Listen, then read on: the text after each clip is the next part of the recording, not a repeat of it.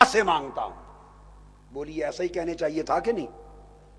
اگر یہ جو آج تصور وضع ہو گیا اور جس نے لوگوں کے عقائد کو گڈ مڈ کر دیا، پریشان کر دیا، اور حیدرآباد میں بھی یہ کیچڑ گھس آیا، عاشقوں اور ولیوں کے ماننے والوں میں بھی یہ مختلف زلازل زلزلے گھس گئے، ہند و پاک میں گھس گئے، التباس آ گئے. ارے ساری گرد اڑا دو. عقیدہ وہ ہے جو میں بیان کر رہا ہوں، قرآن سے، بخاری سے، مسلم سے، ابو داؤد سے، نسائی سے، ابن ماجہ سے، اور ائمہ محدثین کی تصریحات سے.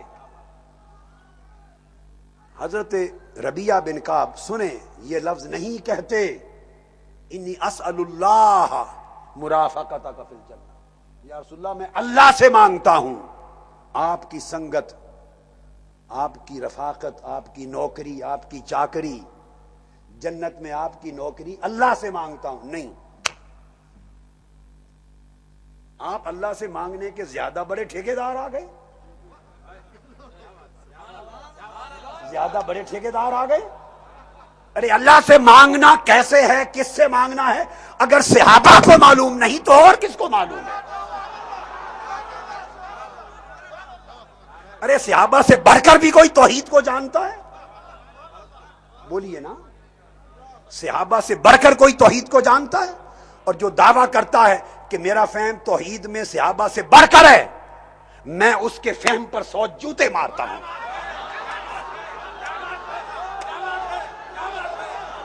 جو یہ سمجھتا ہے کہ میرا فہم توحید کا صحابہ کرام سے بڑھ کر ہے، اس کے فہم پر 100 جوتے مارتا ہوں. ارے صحابہ کرام سے بڑھ کر توحید کی معرفت ہے کسی کو؟ کس سے مانگنا جائز ہے اور کس سے مانگنا جائز نہیں؟ ارے صحابہ کرام سے بہتر کس کو معلوم ہے؟ اب اگلی بات سنیں، اور بات صرف صحابہ کی نہیں. یہ ربیعہ بن کعب اپنے گھر بیٹھے بات نہیں بیان کر رہے. اگر گھر میں بیٹھ کے دعا مانگی ہوتی نا گھر میں، تو پھر کوئی کہہ دیتا، وہ بھی غلط ہوتی بات. صحابی کے قول کو، صحابی کے حکم کو، صحابی کی سنت کو، اثر کو رد نہیں کیا جا سکتا. مگر پھر گھر بیٹھ کے کرتے تو کوئی کہتا کہ یہ حضرت ربیعہ کی بات ہے، یہ حضرت ربیعہ کی بات ہے. ارے یہ حضرت ربیعہ صحابی کی بات نہیں، یہ مصطفیٰ کی اپنی بات ہے. کیونکہ آقا علیہ السلام نے فرمایا ربیعہ سل، مانگ لے مجھ سے.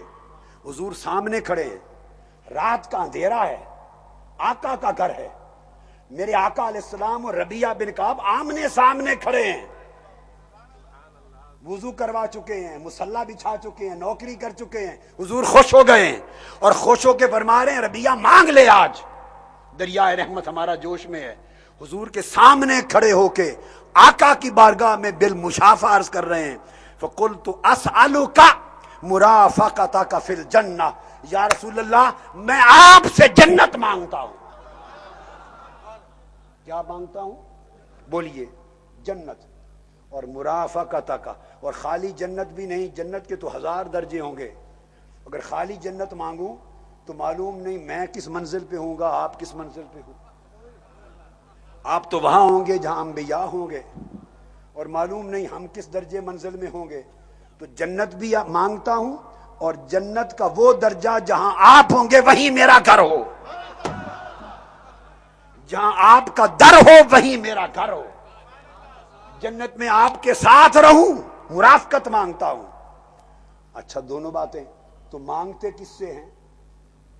اب آخری بات، آقا کے سامنے کھڑے ہیں اور یا رسول اللہ انی اسألک، مانگتا بھی آپ سے ہوں، جنت لینی بھی آپ سے ہے، اور جنت میں آپ کی نوکری بھی آپ سے لینی، آپ سے مانگتا ہوں. اب اگر رسول پاک سے مانگنا، سوال کرنا، استمداد کرنا، استعانت کرنا، سوال و طلب رسول پاک سے اگر جائز نہ ہوتا تو ارے تاجدار کائنات سے بڑھ کر تو ہی سمجھانے والے آ گئے ہو. حضور پہلا جملہ بولتے ربیعہ توبہ کر، اللہ کے سوا کسی اور سے نہیں مانگتے. پہلا جملہ میرے آقا کا ہوتا، روک دیتے ربیعہ اپنے الفاظ کو تبدیل کر. انی اسألو کا، مجھ سے مانگنا مت کہہ، بلکہ کہہ کہ اللہ سے مانگتا ہوں۔ حضور روک دیتے، حضور نے فرمایا مانگ۔ حضرت ربیہ نے عرض کیا رسول اللہ آپ سے جنت مانگتا ہوں، اور آقا علیہ السلام نے روکا نہیں۔ تو پتا چلا جنت مانگنا رسول پاک سے حضور کی سنت کے تحت حکم ہو گیا، حضور نے اسے شریعت بنا دیا۔ جب منع نہیں کیا تو حضور سے جنت کا مانگنا یہ شریعت ہو گئی، یہ اسلام ہو گیا، یہ ایمان ہو گیا، یہ سنت صحابہ ہو گئی۔ اور حضور چونکہ اس پر خاموش رہے، رد نہیں کیا، تو سنت تقریری مصطفیٰ کی ہو گئی۔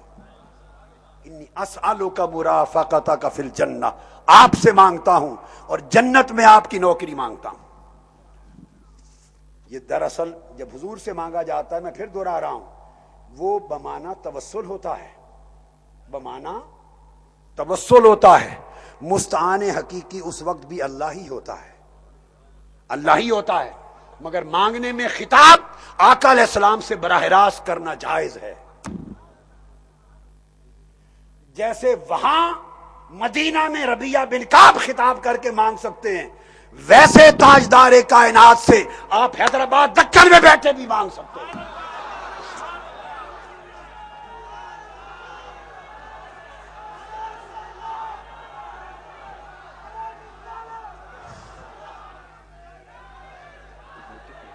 گرم گرم گرم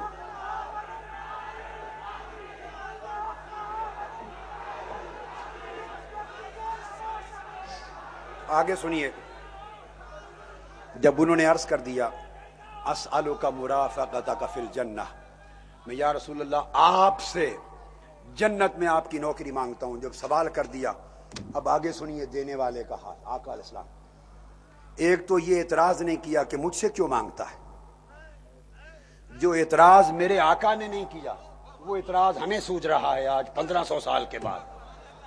کیا ہماری سوچ ٹھیک تو ہے؟ دماغ ٹھیک ہے ہمارا؟ یا ہاسپٹل جانا چاہیے ایسا کہنے کے بعد؟ جو بات آقا نے منع نہیں کی ہم منع کر رہے ہیں، استغفر اللہ العظیم۔ اور پھر جب عرض کر دیا آپ سے جنت میں آپ کی نوکری اور چاکری مانگتا ہوں، تو میرے آقا نے معلوم ہے کیا فرمایا؟ اب غیر ذالک، ربیہ جنت دے دی، نوکری دے دی، تمہیں جنت بھی مل گئی، جنت میں میری نوکری بھی مل گئی، اب غیر ذالک کچھ اور بھی مانگنا ہے تو مانگ لے، کچھ اور بھی مانگنا ہے تو مانگ لے،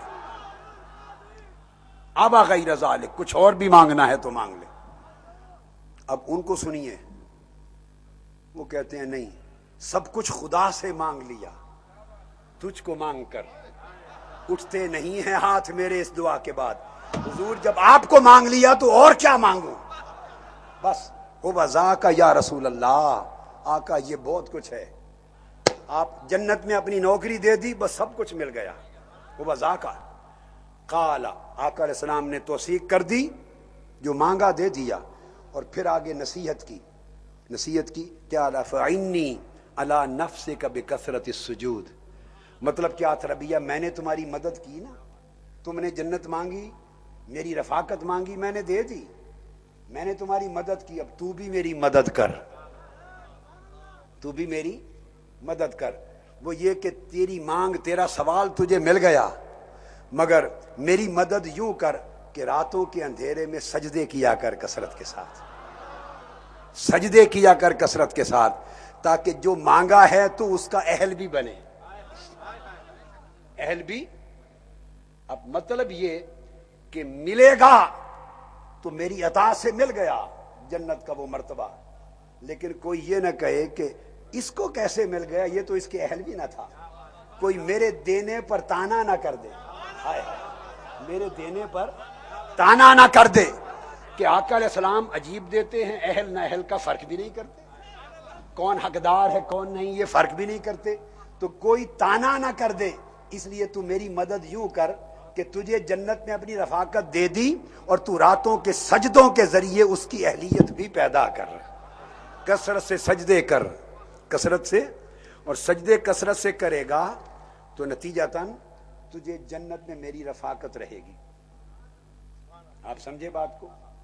اب یہاں گفتگو کو ختم کرنا چاہتا ہوں، اٹھیے نہیں، جس حدیث سے کل کا مضمون شروع کروں گا انشاءاللہ، جس حدیث سے، اور ابھی تو آپ یوں سمجھیں جو کچھ آج بیان کیا یہ اس مضمون کی میں نے بنیاد رکھی، عمارت تو کل آئے گی انشاءاللہ، اور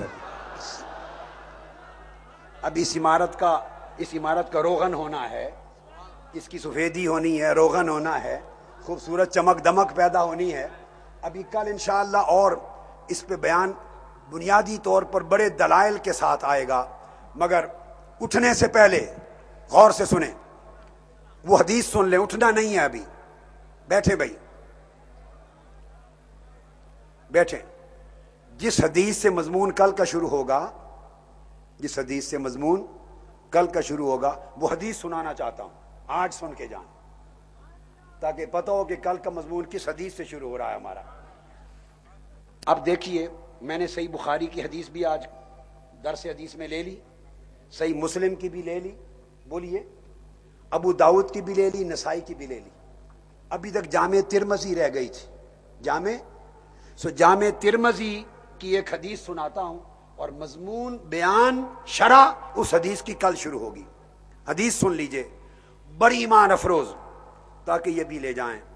جامع ترمذی میں حضرت عثمان بن حنیف سے مروی، حضرت عثمان بن حنیف، توجہ کے ساتھ، بڑی توجہ کے ساتھ مروی ہے۔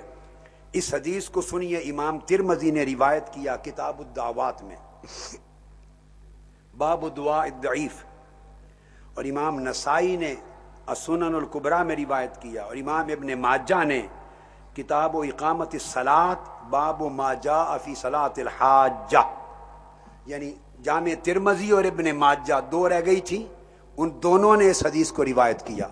تو گویا آج جو چند حدیثیں تین بیان کی وہ سیاستہ 6 کی 6 کتب سے ہو گئیں۔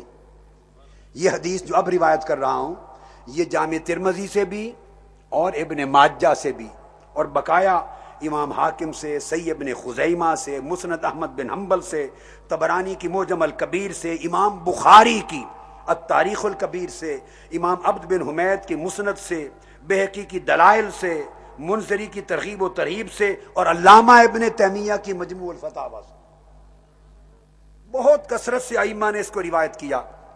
حدیث سن لیجئے، اس پر بڑی شاندار ایمان افروز اور علمی بحث بھی آئے گی، جو میں نے پہلے کہا تھا، اس کی سند پر سب چیزیں آئیں گی۔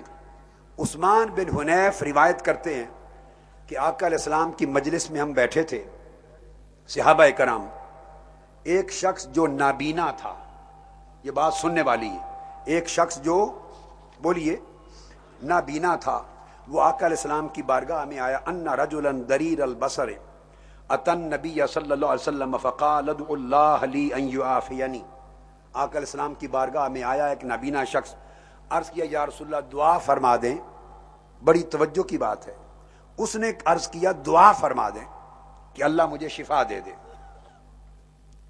اس پر آقا علیہ السلام نے فرمایا فقال ان شئت اخرت لک وہو خیر، اگر تو چاہے اور نابینا ہی رہنے پر صبر کرے، نابینا ہی رہنے پر صبر کرے، تو میں دعا کو مؤخر کر دوں، اس سے بڑا کچھ آگے مل جائے گا تو تمہارے لیے اچھا ہوگا۔ وَإِن شِئْتَ دَعَوْتُ، اگر تو چاہے تو میں دعا کر دوں۔ اس نے عرض کیا یا رسول اللہ نہیں، دعا کر دیں تاکہ نابینا پن چلا جائے، بینائی آ جائے۔ آقا علیہ السلام نے فرمایا پھر اٹھ، فَأَمَرَهُ أَن يَتَوَضَّأَ فَيُحْسِنَ وُضُوءَهُ وَيُصَلِّيَ رَكْعَتَيْنِ، اٹھ وضو کر اور اچھا وضو کر اور 2 رکعت نفل پڑھ، اور نفل پڑھ کے آقا علیہ السلام نے دعا سکھائی۔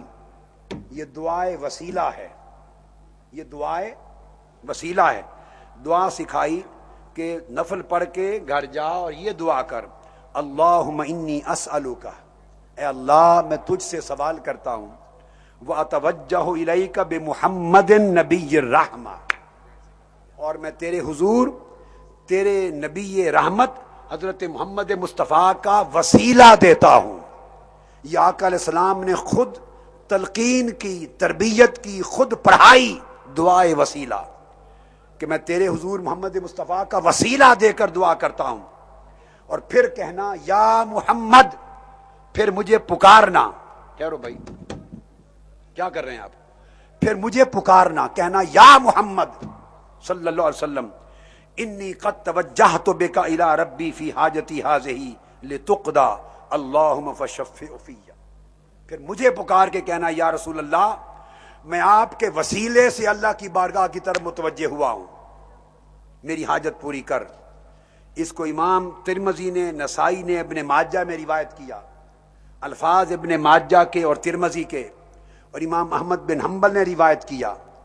اور امام ترمذی نے کہا ھذا حدیث حسن صحیح، امام ابو اسحاق نے کہا ھذا حدیث صحیح، امام حاکم نے کہا ھذا حدیث صحیح علی شرط الشیخین، امام حیثمی نے کہا حدیث صحیح.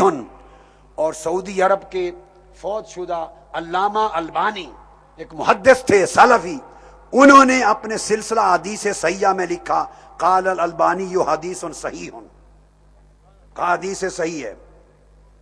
امام احمد بن حنبل نے روایت کی، وہ شخص گیا وضو کیا، اس نابینا نے 2 نفل پڑھے، نفل پڑھ کے آقا علیہ السلام کو پکار کر یا محمد کہہ کر آپ کے وسیلہ سے اللہ کے حضور دعا کی. عثمان بن حنیف کہتے ہیں فواللہ ما تفرقنا ولا طالبنا الحدیث حتی دخل الرجل وکأنہ لم یکن بہ در قط.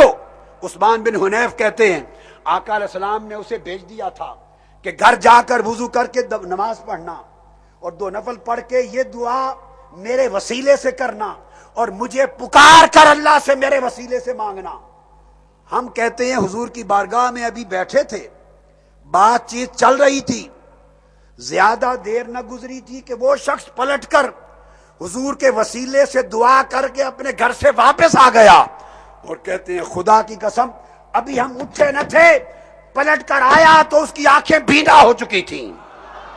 وسیلے مصطفیٰ کی دعا سے مصلی سے اٹھا تو آنکھوں کی بینائی واپس آ گئی تھی.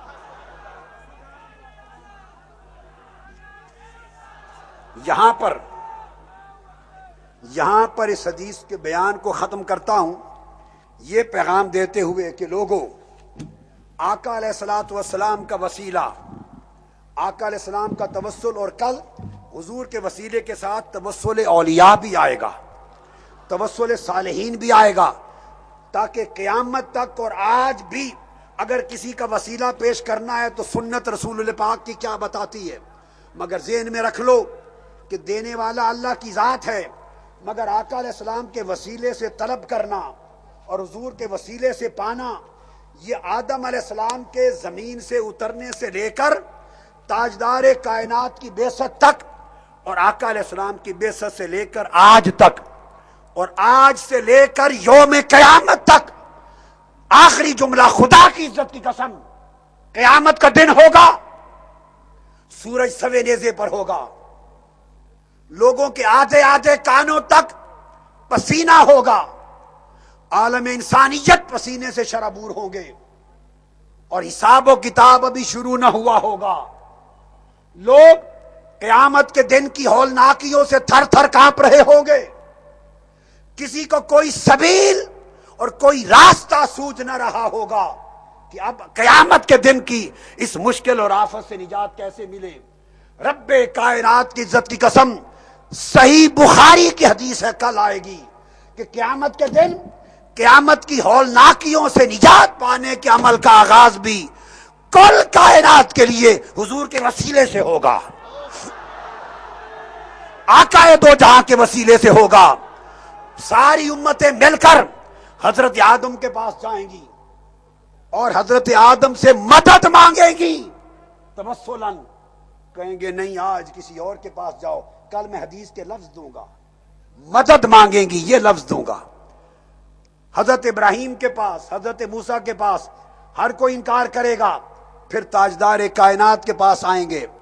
فاستغاثوا بآدم ثم بموسیٰ ثم بمحمد، استغاثوا حضور سے مدد مانگیں گے قیامت کے دن. اور وہ مدد کیسی؟ سامنے عرش پہ رب بیٹھا ہے. یہ بات اہل دکن سن لو، یہ نہیں کہ گھر میں ہیں، قیامت کا میدان ہے.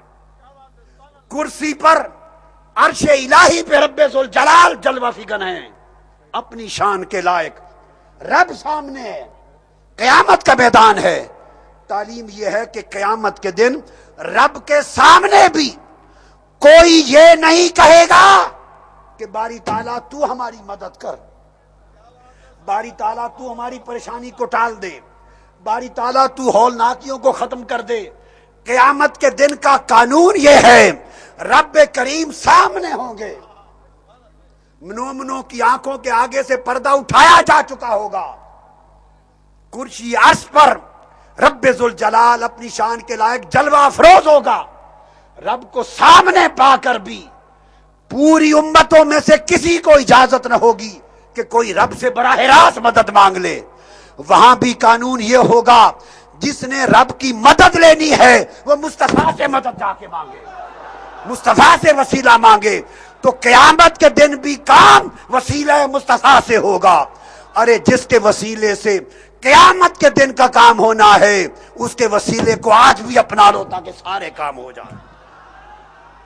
آج کے لیے وما علینا الا البلاغ۔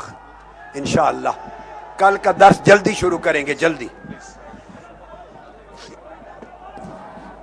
بیٹے دھیان سے، گند نہ کریں سارے، میرے کاغذ خراب نہ کریں۔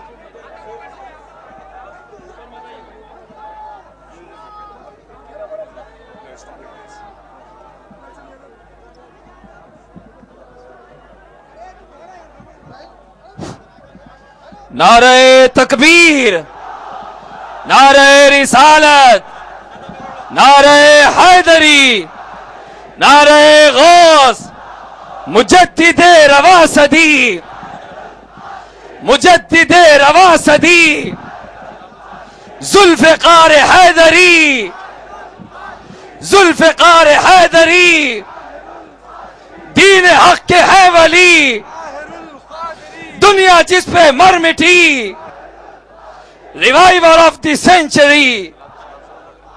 صلی اللہ علی محمد صلی اللہ علیہ وسلم،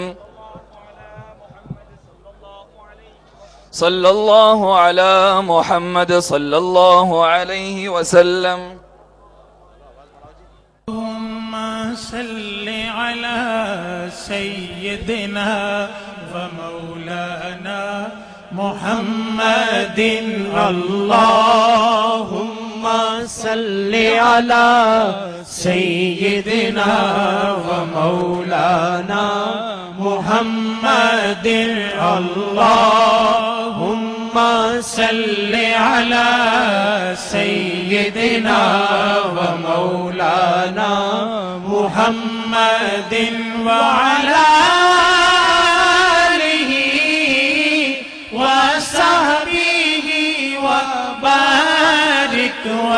وسلم، اللهم صل على سيدنا ومولانا محمد، اللهم صل على سيدنا ومولانا محمد۔